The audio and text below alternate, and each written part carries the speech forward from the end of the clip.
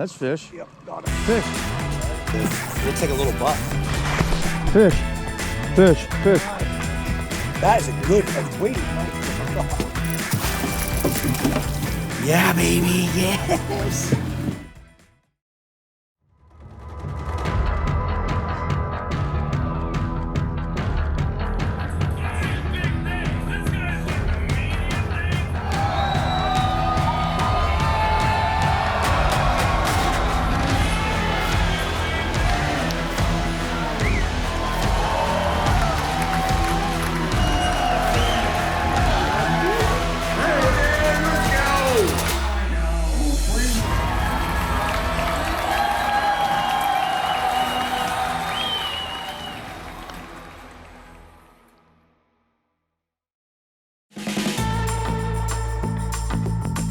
What's going on?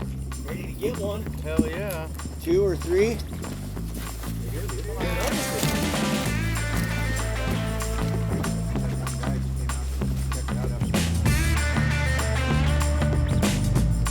Good morning, all you addicts out there, or I guess when you're watching this, it's probably not morning, it's probably evening time, but we're out here with Mr. Ryan, Riverside Guide Service.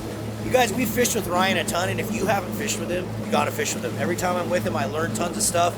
I've already been kind of taking little sneak peeks at his setups and seeing what I can take from him, but we catch a lot of fish when we're with Ryan, and it's a lot of fun, guys. So we're out here doing a winter steelhead fishery today. Yeah, winter steelhead. It's been pretty good. A little bit warmer today. Usually is always a good thing. It's making those winter steelhead a little bit snappier, and it should be a good day. That's the thing I noticed when we got here this morning. First thing Hayden said, and Sean was like, it's not 20 degrees out. No. So hopefully we're going to catch a bunch of winter steelhead. I'll have Ryan's information down below, guys. He's going to be doing this fishery for the next couple months, and it's only going to get much better. Yeah, just a start. As the season progresses, this can be really, really good in here. So give Ryan a call. We'll have his information down below. Let's go catch some steelhead. Always go above and beyond, because it'll pull it more out in the current, even if you're in the soft. And Ryan is most likely going to cast first, right, Ryan? Yeah. I always say it's like a firing order in a motor. I go first, cylinder 2 next. So with these bow rods, don't be afraid to go over top of like these guys, because see how like I'm hitting a different line than them? Kind of just all have to like work together and fish. Fish. Real. Fish? Yeah, got him. Go under, go under. Nice, we already got one, X. We already got a fish! Is it a steelhead? It looks like a steelhead. Yeah, it looks like it. First cast. The first freaking So cast. awesome. Cole is hooked up. Reel all the way down, reel down, reel down.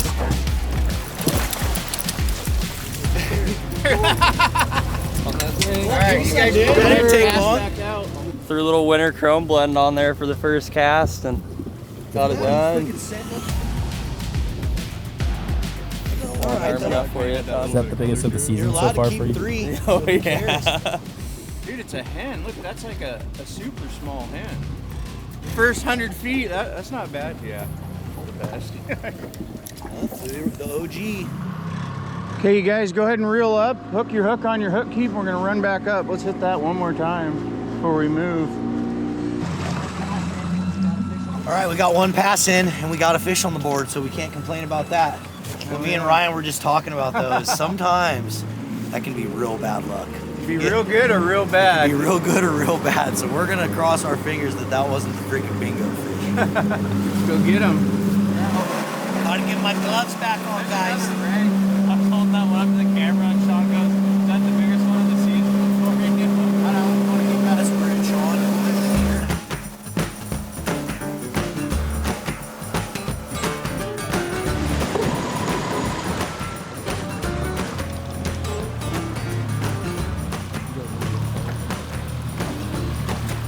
Fish. Got the big ones. Looks like a little steelhead.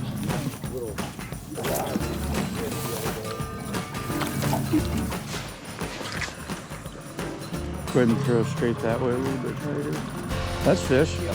Fish. On the worm, dude. This one feels like a little bit bigger one. Your drag set how you want them. You feel? Not a little bigger.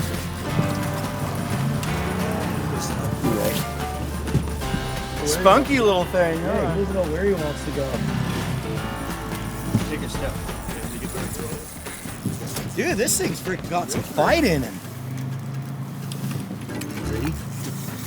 He's not. He's not ready. That drag feels good, right? Yeah. He just is fighting good. Looks like a little buck. Oh, that's a little nice. Oh, it is a little nicer, isn't it? Nice, dude. Yeah, baby. Yes. Dude, good little buck. That's a good eater right there. That's a real good eater. We're going to give him the good night. Good bonker. Put to work. Here he is, guys. That's a good one, dude. Oh, So you can see here, Sean, if you come in close, this is what happens when these things grow up in the hatchery in the pins. You can see he's got that pond rub all over his dorsal fin there. But just a beautiful fish. Looks like he got gashed by a sea lion or something right there. But he survived. Sea lion bite on it, huh? Yeah, he narrowly escaped. Yeah. Let me tell you something. That is 2 passes, 2 fish.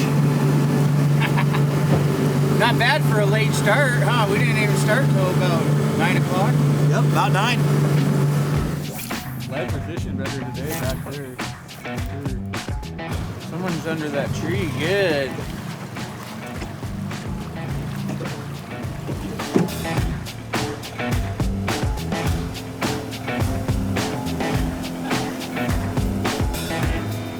Well, we got a couple fish in the box, and I'm feeling good. So I'm like, let's take a couple minutes. There might be a few addicts out there that don't really know about you, don't know who you are, don't know what you do. So I thought, let's do a little segment just talking about your guide service, kind of how long you've been guiding, you know, where you got your start, why you wanted to be a guide. Colt's got something snagged up. What is it? So before Colt really interrupted us, yeah, Ryan, just talk about it. You know, I don't even really know like why you started guiding, how you got your start. I started guiding because I stood on the river when I was a kid, and I saw these guys going up and down the river taking people catching fish, and it was always something everywhere I went, dude, I would be like top guy on the bank, you know, when I was a kid.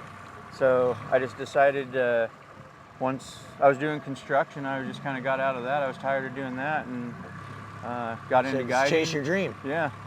And everyone says I'm lucky because not a lot of people get to chase their childhood dream, you know what I mean? No, I mean, you very rarely hear, you know, you think about going back to when you're in a kindergarten or whatever, and they ask you, what do you want to be when you get older? And it's like, no one says fishing guide, really. So now I've been in it 18 years full time. 18 years full time, and you're the Riverside Guide Service is the name of your guide service. And then sometimes you use some deckhands. Let's introduce your deckhand here. Who's this up here in the front? This is Colin. He can't. You guys can't hear it, but that's Colin. We're mic'd up right now, but we'll get a little title right here so you guys know who that is. But sometimes you use deckhands and stuff too. But most of the time when I'm fishing with you, you don't really have them. Yeah, a lot of times I don't, but I like it. It makes a better experience for the customer. Colin's really good, especially on cast fisheries when we got a lot of lines out like this. Helps people stay in the water and just keeps us fishing. For sure.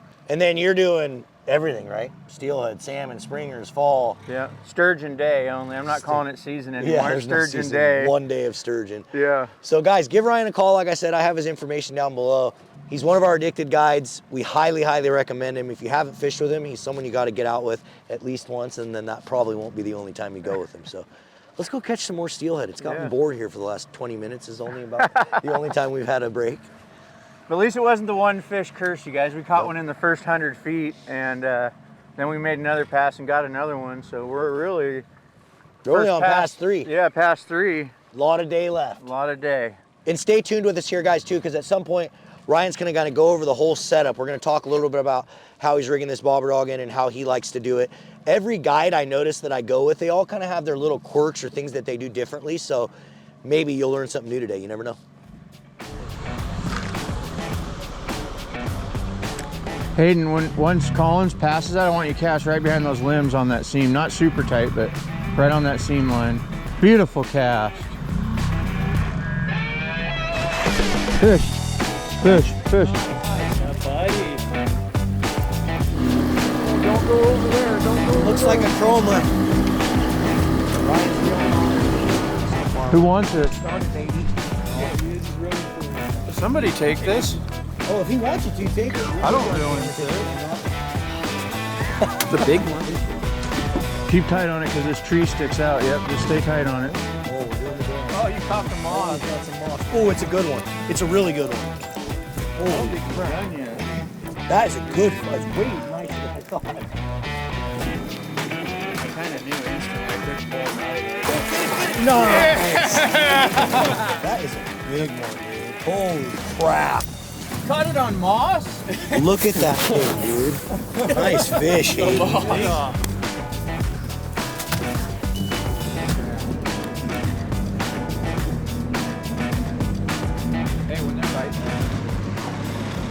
Looks so perfect right here. Right speed, right depth. Fish. Oh! Right on that seam right there. God. I was looking the other way and all of a sudden I felt it just throttle in my arm right where they should be, right where that seam comes together. Yeah, it wasn't cold until we ran way up there and it was raining. Sitting by the fire. This is why I like going with Ryan. He's got this nice heater on his boat. Ooh, look, bald eagle. Turn the heater on and the sun comes out, huh? It's drying my gloves out quick though.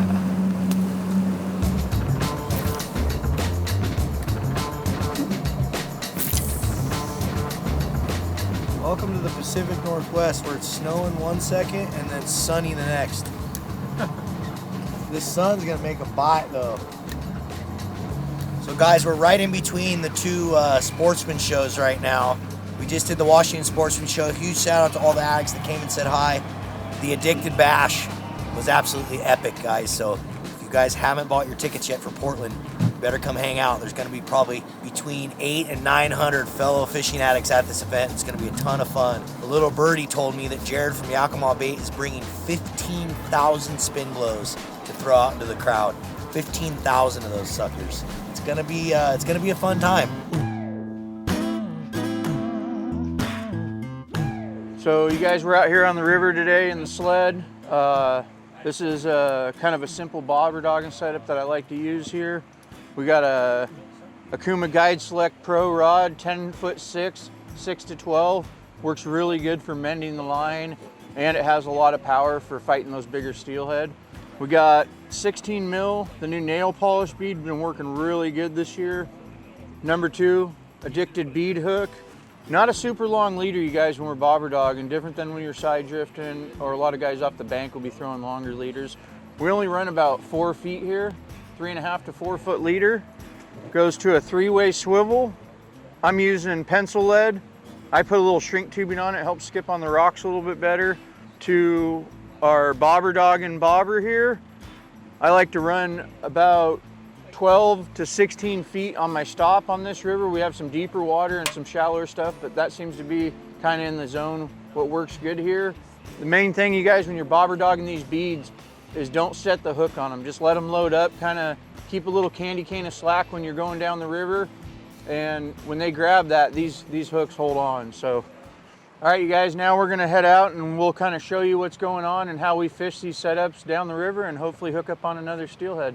Okay, you guys, so we're starting out here with that setup we just showed you. What you wanna do is cast slightly upstream, and with that longer bobber stop, make sure you dump some line. Don't just close your bail right away. It'll kind of pull you out of where you wanna be. And so we're just gonna give it a nice upstream, about 45-degree angle cast. Keep my bail open for like 2 to 3 seconds, dump line, keep your tip up. You can see that bobber will start working downstream. Just reel your slack out and you're good to go. And when you're kind of setting up on the run, how do you decide like how close or how far away you want to be from the bobbers? Because I noticed sometimes you're like a distance away and sometimes you're kind of tight. Is it just depending on the run that you're fishing? Yeah, a lot of it has to do with water depth. I don't want to spook the fish, but I want to keep the boat close enough that people can mend the line and still get tight on it. You know what I mean? So if you're too far away, you just have a lot more slack and you're gonna miss a lot more bites that way.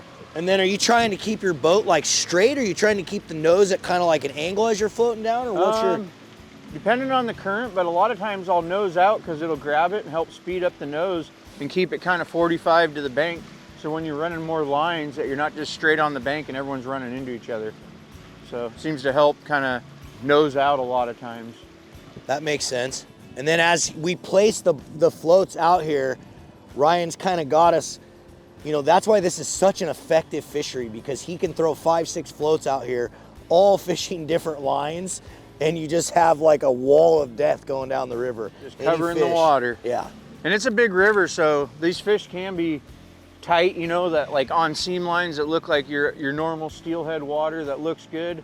And they can also be in the middle of runs where you wouldn't think a steelhead would be, but some of these troughs are 20 feet wide and they'll just sit all over. Oh, got him.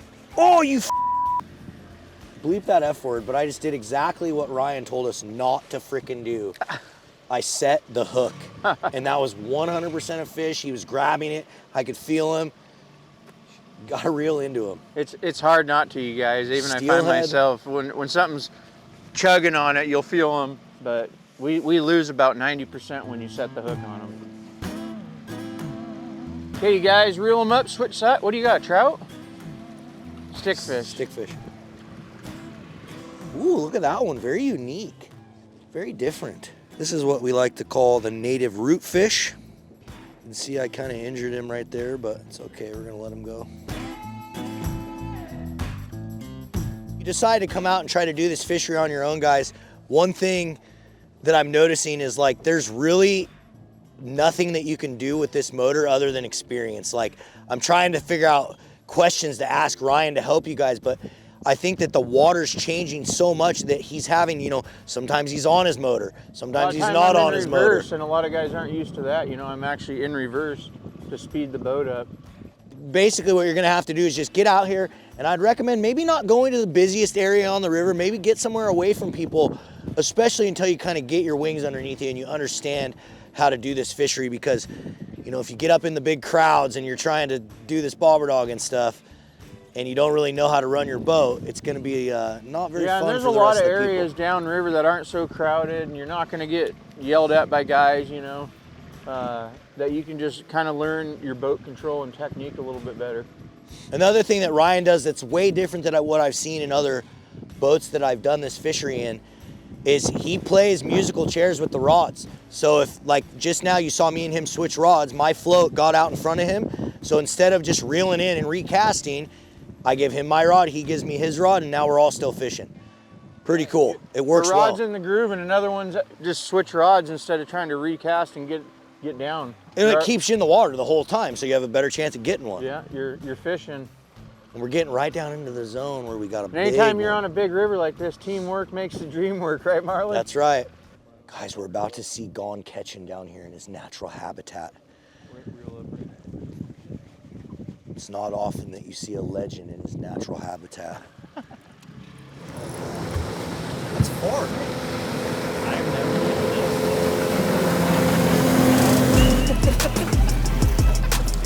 Oh, he's jumping. He wants to go right to that tree. Oh! Walk off. You see how fast that thing just came right at me too just now? Oh yeah, little Big Dave trick. Ready? Oh, he is right here. Get him. Ready? Get him. The old Big Dave trick. You can keep your rod tip in the water like that, guys, and get him. Oh, a little wild. Crazy. As you can see, that adipose fin is very, very small. And then you can also just tell by all of his fins, like even his dorsal fin on the top, if you flip him back over. See how that dorsal fin's all pushed down, guys? Clearly a misclip, but that's all right. We'll let him go. Let him go. When in doubt, let him go. Exactly. Yeah, that was about 100% a hatchery fish. Like, Was it? I didn't even really look. You guys just said it had a fin.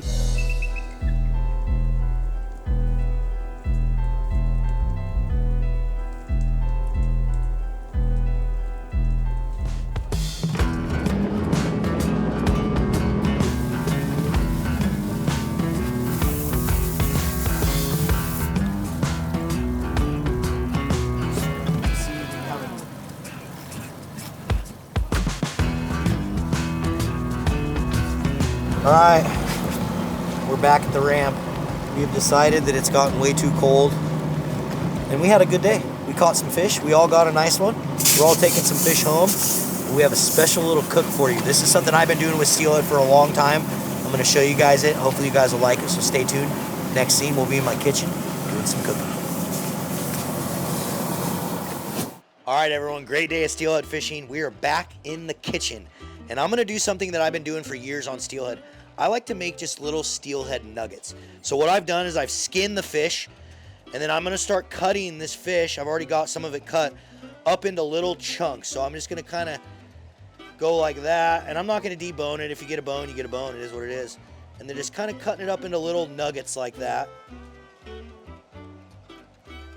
We got our military edition addicted fillet knife. Shout out to all the military out there. So as you can see, I'm doing like not huge pieces of fish, like little chunks. And I've found that when you do little chunks like this, for one, they're easier to cook, and they just seem to cook more evenly.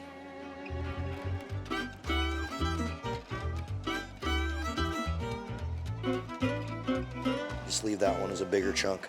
Okay, there you go. We got our steelhead nuggets. Now the real work begins. All right, guys, our fries are gonna take a little bit longer than everything else, so we're gonna get these on a baking sheet here. Let's see, 18, we're probably gonna do about 6 servings, so 16 to 18 minutes. 425, so we're gonna go bake 425. Guys, I'm telling you, these fries are bomb. I'm gonna make just enough for me and Sean to enjoy. Probably good, huh? Half a baking sheet. Then I like to spread them all out, even though we don't need to necessarily utilize the whole sheet. I don't want them stacked on top of each other because then they won't get as crispy. I like my fries a little bit crispier. Okay, while the oven's preheating, we're gonna start getting our flour ready. So you can use like, you can use Pride of the West or Louisiana, breading or whatever, but I'm a big flour guy. I like to just use flour. I think flour just, you don't take too much of the flavor away from the fish. You can do it as light as you want, and you don't have to make it like super thick bready. But what I am gonna do is we're gonna do 4 different concoctions here so we can try each one of our flavor seasonings and see which one is the best. So we're not gonna put much in here because we don't need much. We're just gonna put a little in each. And then we're gonna season it up with our seasonings. Oh, a lot there. Got crazy.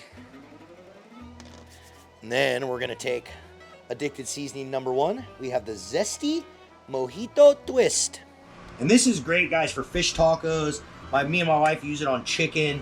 It's good for a lot of different stuff. So that's gonna be our first seasoning. And I'm gonna do it pretty good because this is our only seasoning that we're gonna have on the fish, is that mixed in with the flour. So zesty mojito 1, and then we're gonna set them by the flours just so we know what's what. Next up, we have our Cajun Craze. And this one, guys, good. Just like we have on the package, we got good for beef, wild game, poultry, seafood, veggies, and more. It's your typical Cajun blend. Anything you'd normally use Cajun on, it's pretty good at. You can see it's got a very dark Cajun-y look to it. Get that mixed in with the flour there. And then number 3, we have a fan favorite, the Hippie Cowboy, baby. Some Hippie Cowboy in there. All of our seasonings, guys, are a very low salt content, so you can use a lot of the seasonings and get away with it. Last but not least, guys, we have the animal style, and this is a cheesy base, so this has kind of got like a little Parmesan cheese sort of flavor to it. You know what it's freaking great on, guys, that I've been eating it on? It's popcorn. It's amazing on popcorn, but it's great on fish too. Great on fish, chicken, all that. Okay, got some animal style up in my nose. Okay, take a fork, kind of mix it into the flour here. Once I kind of mix it together underneath the light, if I look at it and feel like it's not enough, I'm gonna add a little seasoning to it, but looks pretty good. It's got a little bit of a light yellow look to it. I think that one's pretty dialed. We got the Hippie Cowboy. Cajun, this is gonna look good mixed. Oh yeah, look at that beautiful red color it's getting. Gonna be tasty. Okay. Now we got the mojito. Finn, you do not get any of this. Sit, Finn. There we have it. So to get these fish to have a nice base, guys, we're gonna do an egg wash on them. So just gonna crack a couple eggs in here. This is gonna allow that seasoning and that flour to stick to those to stick to those pieces of fish. If you don't do something like this, your fish the seasoning is not going to stick well to the fish. So I'm just going to do a few eggs in here, mix them up with the fork. We might actually need more than 2. Let me grab some more here. And if you ain't eating brown eggs, I don't know what planet you're living on, because brown's the only way to go on eggs. Brown organic eggs. We're gonna go 4. That's probably gonna be plenty. Probably even a little overkill. Uh-oh. We got a shell. And as you guys, if you guys have watched videos of me in the past, you guys know I'm not some like professional freaking chef. But over the years, you know, from my mom and just out of necessity, I have learned how to cook, and I am an okay cook, but I'm not some pro. But I can make some pretty decent, tasty stuff. That should be plenty. All right, everyone, we got our oven up to 425. We're gonna drop our fries in. We're gonna let these cook I'm gonna set a timer for about 16 minutes and see where they end up. All right, now we're gonna get our oil going here. So I'm gonna turn this up. I'm gonna turn this to like halfway. I'm gonna throw some oil in here, and you don't need to like fill the whole thing up. We're not deep frying these things, pieces of fish. But what I found is if you can get the oil to like a 350 to 375 temperature, that seems to be the best. So we want to at least just cover the bottom. It does, again, we're not deep frying it. We're gonna flip them, but you definitely want to have at least the bottom of the pan full. So we're gonna let this oil heat up. I'm actually gonna temp it. Once I feel like this oil is at about 350, 375, we're gonna start doing some work with this fish. We're gonna go ahead and just get it into the egg wash right now, just so it's sitting in there. One last quick step for this flour, guys. We are gonna add a little bit of salt and pepper to the flour. Nothing crazy, just a couple little shakers here of it.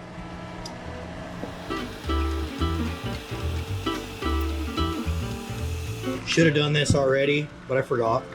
So it is what it is. We're doing it now. And honestly, I might even salt and pepper the fish when it's done. It's all gonna be to taste. You're just gonna have to taste it and try it and see what you like, your best preference. We get our plates laid out here, guys. I'm just gonna lay out 4 plates, so that way it's easy to distinguish what is what with the fish. And then one thing I always do on my fried fish is I will lay a paper towel down and set the fish on the paper towel, kind of soak up some of that excess oil that you don't really want on the fish. Oh yeah, she's getting up there now. Oh, she's there, guys. 352. We're ready to cook. I do not want to ruin my Big Day Fishing Adventures hoodie, so I'm gonna change out of this.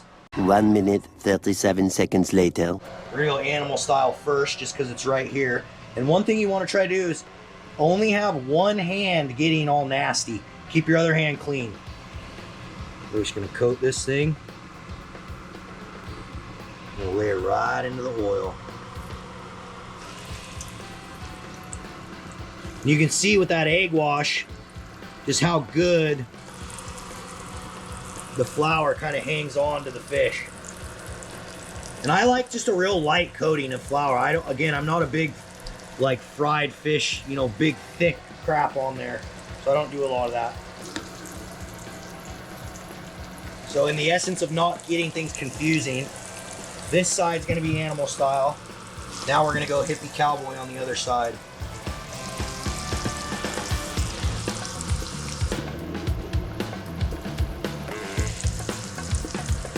And as you start seeing those get brown like that, that's when you want to flip them. It doesn't take much per side, guys, to cook these things.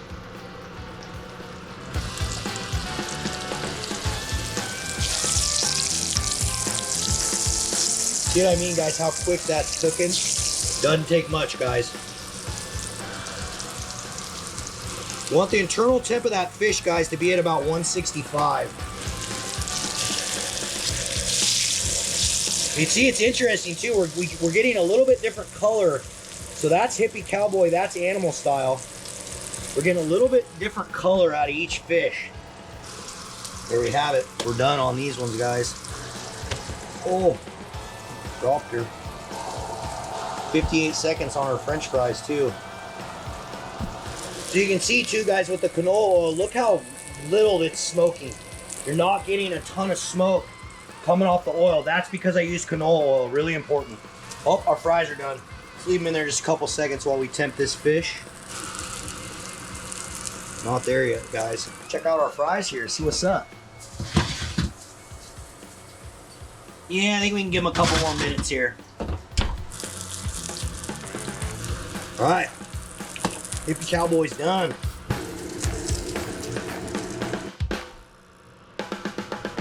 We're gonna freshen up our oil, guys, because we don't want any sort of we don't want to affect the flavors of the fish. I really want to know what each seasoning does and how it stacks up. So I'm going all fresh oil on these next 2 seasonings.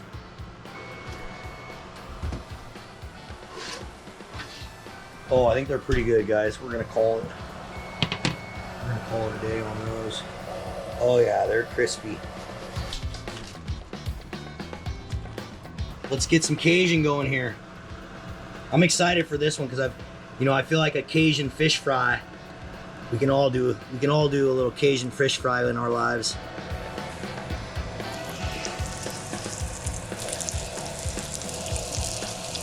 All right, now mojito lime. Try to do the same thing here, guys. I'm gonna try to put the mojito lime on one side. Oh yeah, she's golden brown, baby. Golden brown.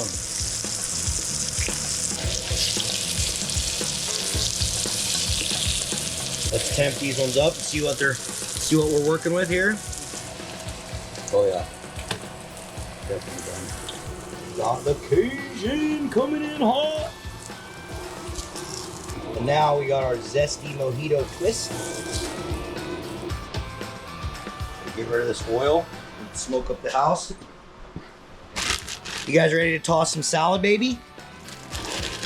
Ooh, little crunchy little pieces of bread and cheese. And then just get a little tossing going. It's a lot of frickin' salad. I don't think me and Sean are gonna eat all that, but it's all right. Okay, let's make some plates. A little healthy portion of salad there. What do we do here, Sean? We're gonna have to yeah, okay, here's what we're gonna do. It's gonna go from this way to this way, okay? You got Cajun, you got animal style, you got mojito twist, and you got hippie cowboy. Cajun, animal, mojito, hippie. Let's get some beaver up in here. Everyone likes a little beaver in their life. And no, all you dirty minds out there, I wasn't talking about that. I was talking about this tartar sauce. Boom! Stop eating. There she is, folks. Let's dive in. So we got Cajun first. I'm gonna take just a little bite of each just to kind of feel it out. We got Cajun. Okay. Okay. I'm feeling it. I'm feeling it. Animal style, one of my personal favorites. Ooh. That one. Animal style is good. Really good. Mojito. Mojito twist. Yeah. Pretty good. Pretty good. Last but not least, we got the hippie. The dirty hippie. Really good.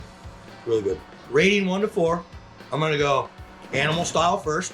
I think I gotta go mojito second, hippie third, Cajun fourth. Sean's turn. Okay, Sean's going Cajun first. Let's try it. That's good. Good, like it. Okay. What about the steelhead? People hate on steelhead, but does that not taste good? It's really good fish. Really good fish. Okay, next up, we got animal style. This was my favorite out of the bunch. Tastes a little bit of cheese. Yeah, it's got good flavor, huh? Mm-hmm. And I think we could have went a little bit more heavy in the seasoning on the flour. Yeah. We definitely could have. So now this is mojito? Mojito. Like it? Pretty good. He liked animal better. Now this is my favorite all around on chicken. I've never tasted it on fish. So Okay, here we go. Hippie cowboy. Bone. Bone. Oh, I didn't get a bone, dude. Okay, give me your ratings. I'm gonna say hippie. Hippie first. Number 1. Hippie. Number 2, the animal style. And then number 3 would be Cajun. And then number 4 would be mojito. Sweet. There you have it. They're all good. They're all amazing. If you guys haven't tried them, they're good. You can get them on our website. They've been awesome to cook with. We've been trying all sorts of new amazing things. Now me and Sean are gonna get to eating. Well, there you have it, folks. Hopefully you enjoyed that little episode. As I said when I started cooking, I'm no professional chef, but hopefully you guys learned a little bit. I love to do that with Steelhead. Just make little fried nuggets with canola oil, do your own seasonings, play with different breadings. It makes for an amazing dinner for you and your family. And I gotta give a huge shout out to Ryan from Riverside Guide Service. Like I said, if you're an Addicted fan out there and you have not gone fishing with Ryan, hit the link in the description, head to his website, book a trip. He's a freaking killer guide. And as always, we appreciate every single one of you for watching our content. Addicted would be absolutely nothing without all you. So thank you again so much. And if you're liking our videos, hit the thumbs up because it helps us on YouTube. Drop some comments. Let us know what you want to see more of, what you want to see less of, what you're liking, what you're not liking.